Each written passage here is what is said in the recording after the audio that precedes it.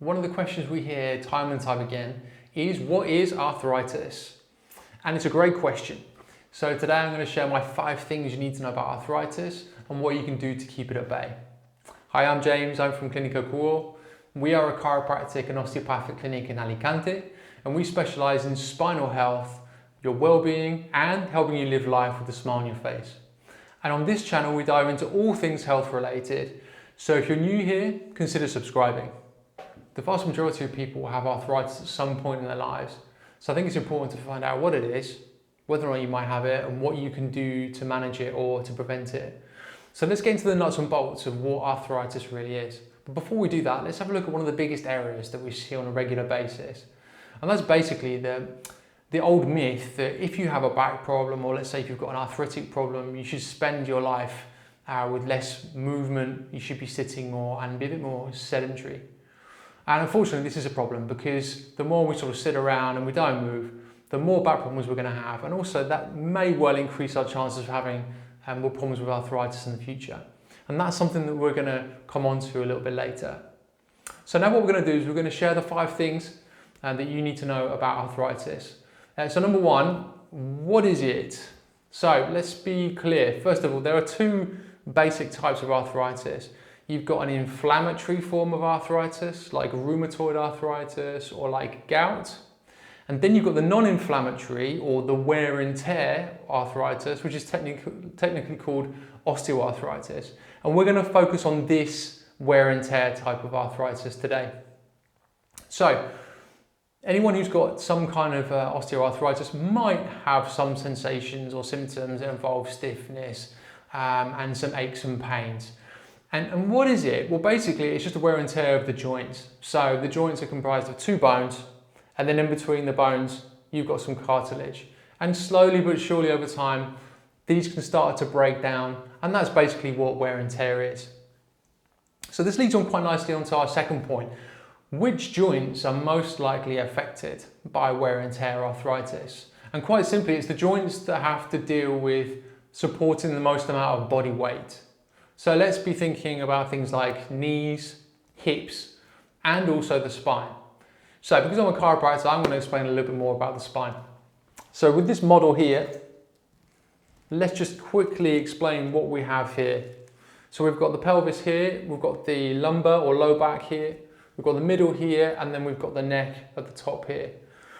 And really, the real basics of it is if this moves really nicely like a well-oiled machine, we shouldn't have any problems. Now, more specifically with regards to arthritis, let's have a look at the neck, for example, how we might get some kind of arthritic problems there. If we imagine the head here is quite heavy, it's around about 5 kilograms or 10 pounds worth in weight. And the neck is quite a skinny part of the body. It's very, very flexible and maybe not quite as strong as other parts of the body, but it has to really hold on very, very tightly to this heavy weight of the head. What that means is that can start to create wear and tear in these joints that we can see just here, and also can start to create some wear and tear in the discs that we can see at this point here. Now, if we jump down to your low back or lumbar spine here, what we can see is, once again, we can see these discs and we can see the vertebrae. And from this view here, it's pretty good. What you can see coming out here is a hernia, and I'm going to come onto that in a second. But let's have a look more specifically at the low back to explain the process of wear and tear. So this is the model that I showed you a little bit earlier, this one here. And then on this side here, this is good, no problems. This is a bit of wear and tear. That's quite a lot, and that's really advanced. So let's go through each one. So we start off with this one just here. And this is really, really good. There's no problems. So let's have a look at the anatomy. We've got a vertebra here, we've got a disc here. This is one of the nerves, and inside we've got the spinal cord.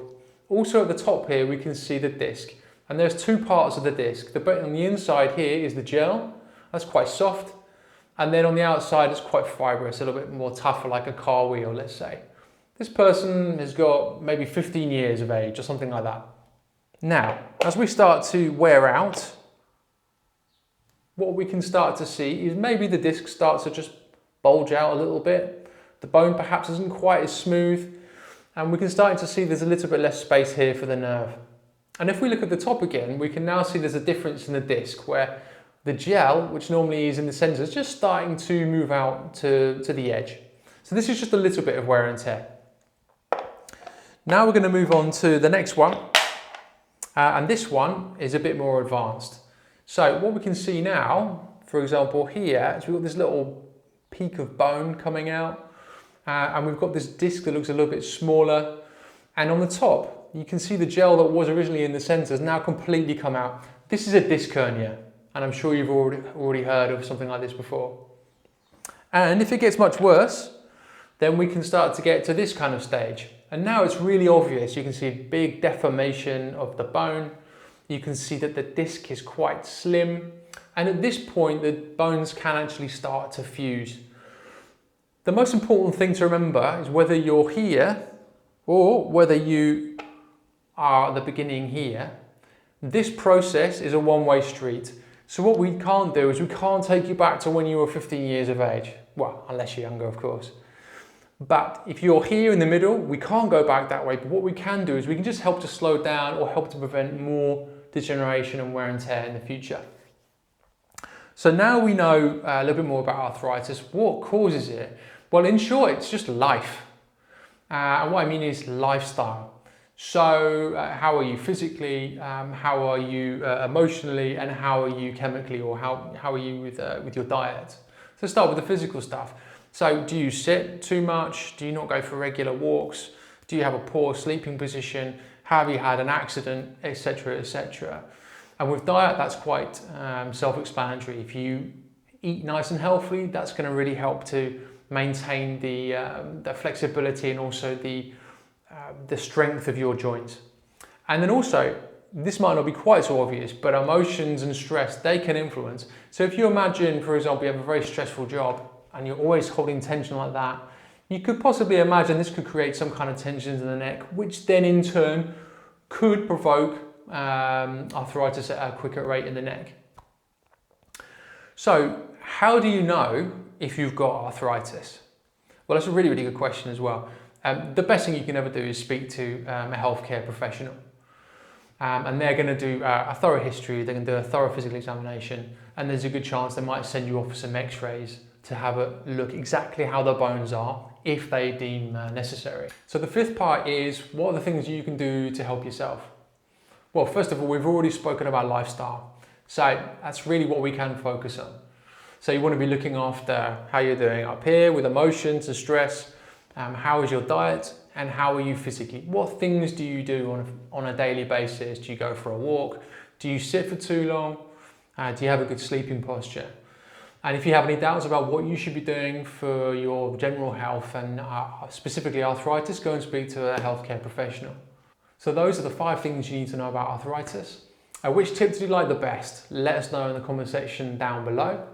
Thanks for watching the video, and subscribe for more videos just like this one. Until the next time, at Clinica QO, we specialise in spinal health, your well-being, and helping you live life with a smile on your face. So stay healthy, and we'll see you next time.